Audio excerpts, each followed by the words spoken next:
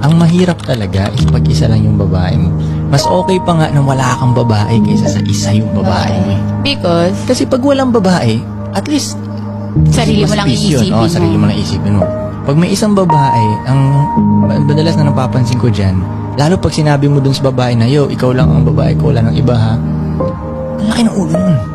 Okay, Tapos yeah. sa tingin niya, kaya niyang gawin lahat dahil nangako ka na siya lang eh. Ino niya kasi. Oh, tapos na parang sa tingin niya, kahit anong ugali niya, tatanggapin mo rin siya pabalik eh. Kasi Diba? yung lalaki nagsalita ng ganun. Yeah. Tapos So, kasalanan at ito pa, pinapakita pa nung lalaki Siya lang talaga. na hindi niya kaya, na Pag hindi, nawala yung babae. na pag wala yung babae. So ngayon, nakukutuban ng babae, di mo kaya na wala ako ha.